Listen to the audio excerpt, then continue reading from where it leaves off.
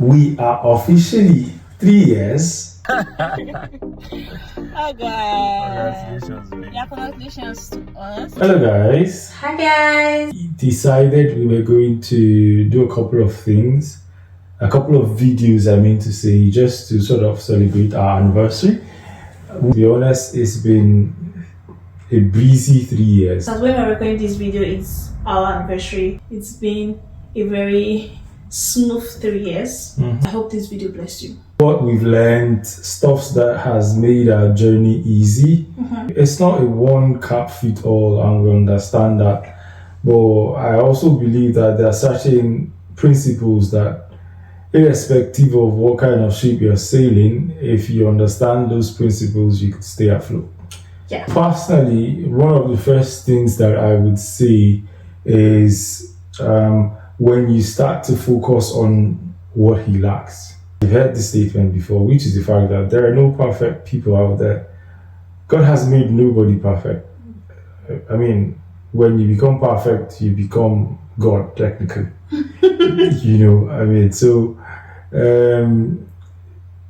when you're married to someone, when you intend to spend the rest of your life with someone, and spend the rest of your life together with that person, thinking about their shortcomings, the things that they don't have, or what they're not doing well, or the things that they need to work on.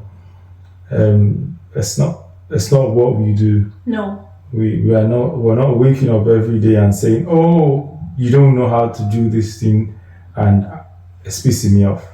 So yeah, what's it for you? So for me is this I kind of have heard about this from my pastors even before marriage, but experiencing it, in marriage made me to really understand what it means to not compare marriage with others. Really. So every one of us are different. I'm different. You are different. He is different. We're all different. So this different person come together to become a couple, and other different person come together to become a couple. And these things just make how you start your marriage, how you build your marriage, totally different. And because of our personality, because of who we are, it kind of reflects on the kind of marriage you have. Yes, if you have like it's a Christian marriage, a marriage where you reference God and like put God at the center of your marriage. Yes, of course, there are things that would be the same. There are things that would be the same, but naturally, you cannot have two the same marriage because we are two different persons, right? I'm saying two different persons because this couple A and couple B, they're no longer four. It's not like Two have become one. Yeah, That's two what have become one. says, yeah? So these two couples, you're now two different persons. So your marriage cannot be the same, right? You can't expect. So don't even compare. Comparing your marriage with another person is the easiest way you can just bring Satan into like the marriage, and Satan will do his worst. Like comparing, gosh, like you can be like, why am I not like this person? Why is my husband not like that person's Why husband? can't my family be like this? Yeah. Then Why are we not doing it like this? It then starts to, if you have kids as well, it then extends. Yeah. You start to see your kids differently. Everything just starts to come up differently. And the worst thing about comparing your marriage with others, what thing I've come to know is, so you're comparing your marriage with another person, and you realize you don't get to value. You're not seeing the good thing anymore. It's just what you could. It's like someone gave an analogy. He says, most often when you're comparing, what you are reaching out for is just what you see that's making you think the other party or the other person is better. Yeah. It's just 25% of the 100. And at the end of the day, what you don't realize is you have 75% more, and you're trying to trade 75% for 25%. Like, and you're cheating yourself a great deal. And you see your point quite aligned with my first notion. Yeah. To say that you cannot expect the other party to be perfect. Because you see, in understanding or not focusing on the shortcomings of your partner, Yes. you find contentment within your relationship. Exactly. You're happy with You're what happy. you have. You value what you You have. value it. You know, And you enjoy those good parts. your wife might not even be a good cook. Let me say, because that's the height. People probably raise it. Oh, a woman that can't cook and all that.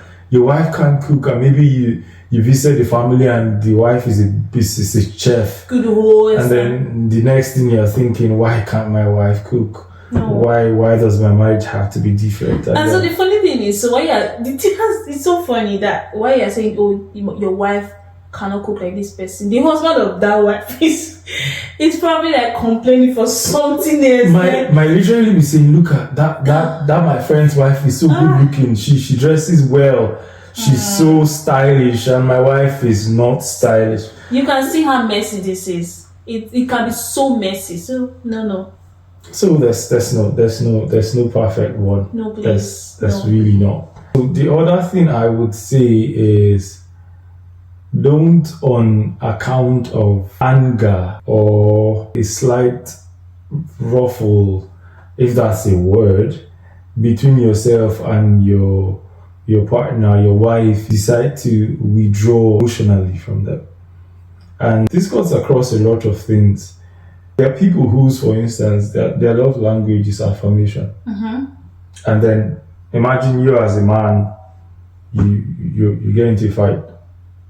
Maybe over something your son did, or something quite trivial. Yeah. And then you're so upset that morning, you don't say anything to your wife. You don't say I love you, you don't say good morning, you don't say nothing. You're upset, you withdraw emotionally. You probably don't even cuddle throughout that night because you want to prove that you're upset. And then the next morning you go to work.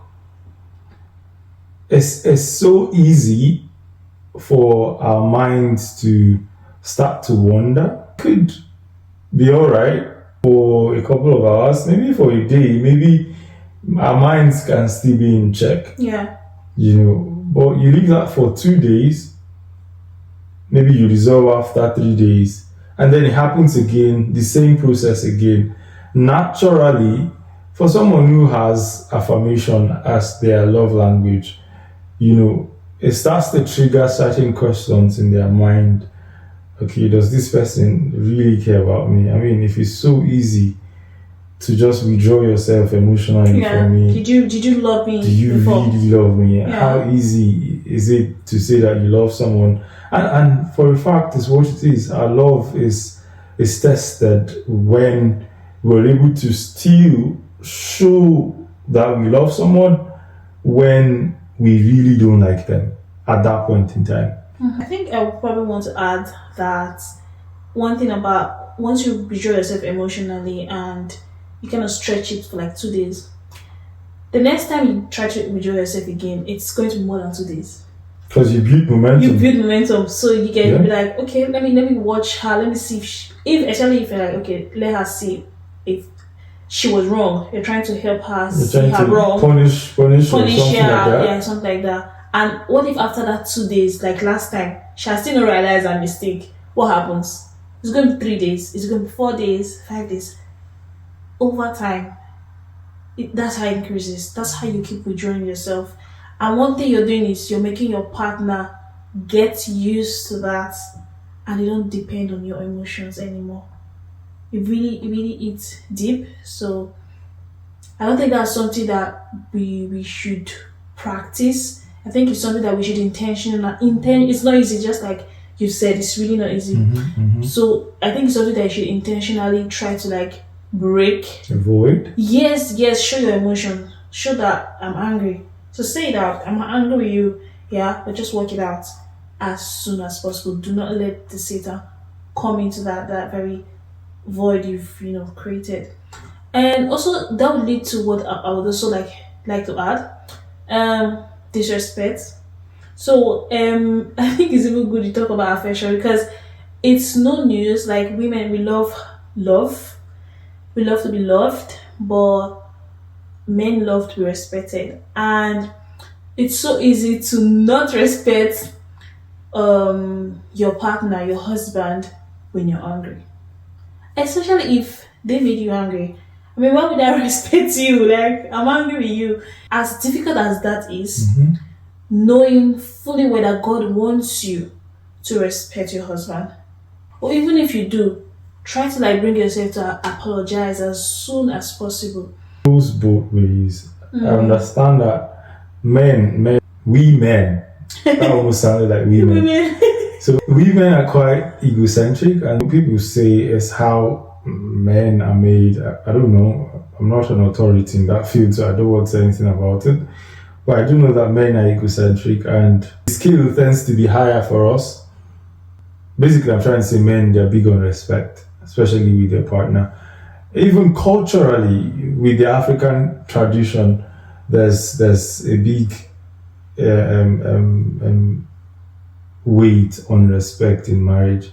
Even from the biblical perspective, the Bible talks about the woman honoring the husband. Yeah. But more so, I'd like to also come from the other perspective to say that men also respect is something that should be communal in a relationship. Yes, women, like I cannot overbeat the point that men quite tend to have a high whatever for respect, but I still feel like respect is communal. Just because she's your wife, it's not a reason to also disrespect her. I think that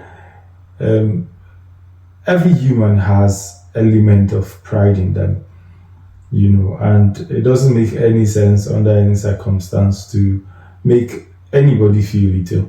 Yeah. It's not just even your partner now or your wife.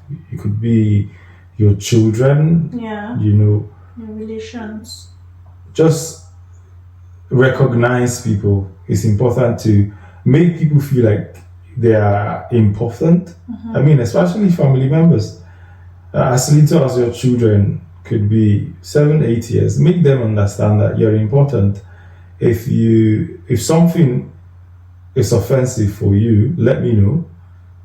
And as long as it makes sense to say that this thing is upsetting for you as a child, I should respect you enough to not do that because it will get you upset. Yeah. If you get what I mean. Yeah. That just balances it up, I think I probably want to talk about neglecting your spiritual connection, because as a man and as a woman, you're one, just like we've mentioned before. 1 plus 1 makes 1 instead of making 2. And it's the same for our spirit life. So if my spiritual life, like basically our spiritual life have a way of, influencing the other. Seriously. It's why you're growing spiritually, you're taking your partner along with you. Now what happens where there's disagreement amongst the two of you? What happens? It means I'm going to pray on my own and he's going to pray on his own. We can't pray together. That's if they pray at all. Okay.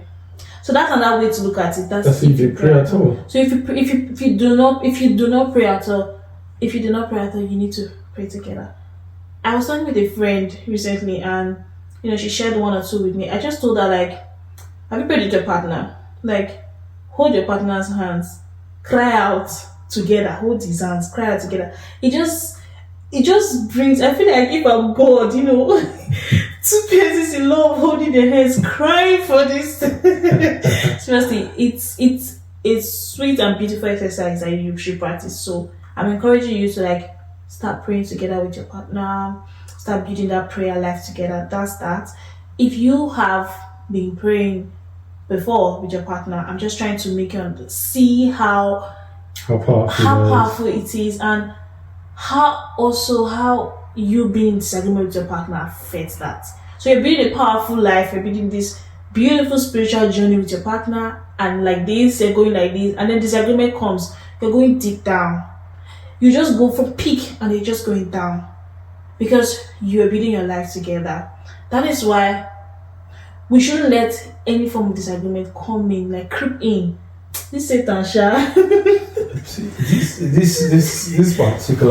this particular point is quite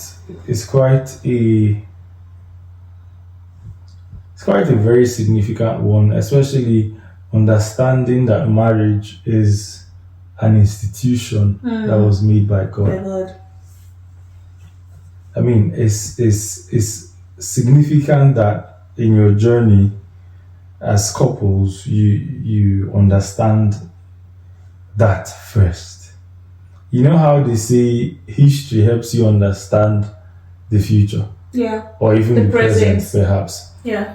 It's the same thing with marriage. Understanding that marriage was instituted by God makes you realize that, okay, this is spiritual business, you know. And if you are lucky to be one of those couples like ours who would have those family altars or those devotions every morning, or those Wednesday prayers that you do every Wednesday, and you get to a point where, irrespective of the conflict you have, You can still go and kneel down.